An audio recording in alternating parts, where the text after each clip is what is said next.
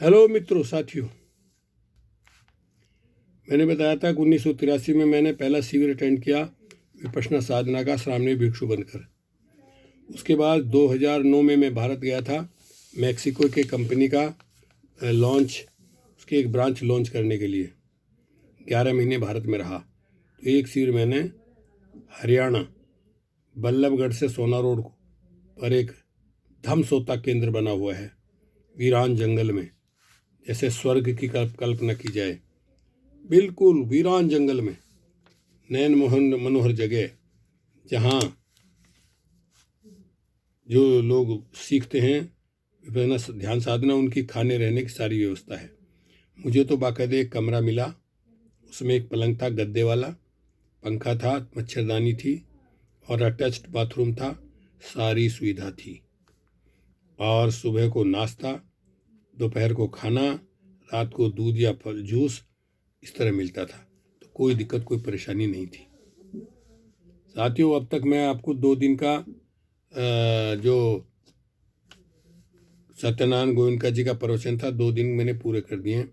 आप तीसरा दिन शुरू करते हैं आज से। सत्यनारायण गोयनका जी गुरु जी कल्याण मित्र अपना प्रवचन इस प्रकार शुरू करते थे। अभी तो उनका निर्वाण हो गया, उस समय तक जिंदा थे वो, लेकिन वहाँ टेलीविजन लगा होता था, उसमें होता था उनका प्रवचन। साधना का तीसरा दिन पूरा हुआ, कह रहे हैं सत्यनारायण गोयनका जी। अब काम करने के लिए 7 दिन और रह गए। कल प्रज्ञा के क्षेत्र में अपना कदम रखोगे। अब तक सील के आधार पर समाधि का अभ्यास करते रहे, मन को वश में करने का काम करते रहे। इस आनापान की साधना द्वारा कल का कदम बड़ा महत्वपूर्ण होगा। अब समझें, शील किस लिए पालन किया जाता है।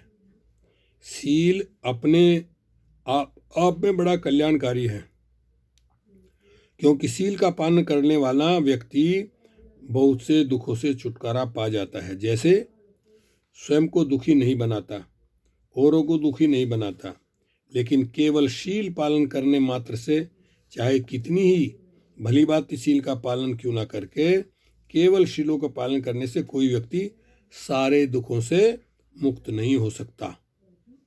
तो फिर शील किस लिए? शील समाधि के लिए, सम्यक समाधि के लिए। वैसे चित्त का ही एकाग्र करना, चित्त है ये,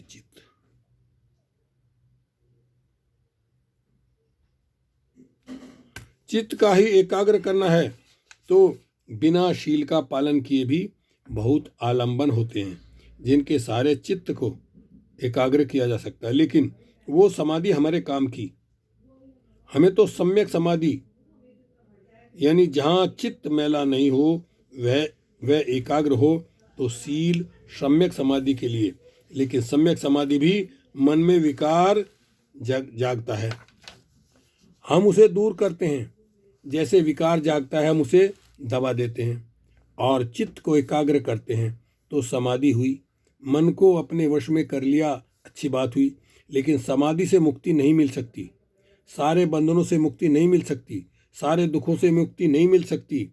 जितनी बार विकार जागा और उसे समाधि के बल पर दबाया, तो दमन ही किया ना, तो अंतर मन की गहराइयों में वो विकार भीतर ही भीतर बढ़ता गया। वो सोए हुए विकार जिनको हमने भीतर दबा रखा है, न जाने कब ज्वालामुखी की तरह फूट पड़ेंगे और हम पर हावी हो जाएंगे। इसलिए जब तक अंतर मन की गहराइयों में दबे हुए विकारों को बाहर निकालकर उनसे छुटकारा न पाले, तब तक सही मायने में छुटकारा नहीं हुआ। तो धर्म की जो तीसरी बात समझाई गई, सहचित्तगे परिमोदपनं, यानी परिपूर्ण रूप से उसका शोधन हो जाए। भोले साग कर लें, धो लें, साफ कर लें, तो जड़ों तक सफाई हो जाए। तो काम प्रज्ञा से होता है।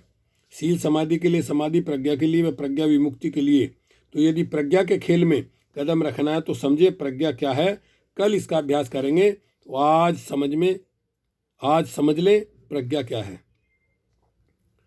धर्म के 3 अंग शील में आए, 3 अंग समाधि में आए, 8 अंग वाला धर्म है, 8 अंग वाला मार्ग है, तो बाकी बचे 2, वो प्रज्ञा में आए। वो क्या है? सम्मा संकप्य, सम्मा दिट्ठी, सम्मा संकप्पो, यानी सम्यक संकल्प, संकल्प विकल्प चलते ही हैं। तो हमारे संकल्प विकल्प चिंतन मनन सारे बंद हो जाएं, हम बिल्कुल निर्विचार बन जाएं, इसके बाद प्रज्ञा का काम शुरू करें, ये आवश्यक बात नहीं।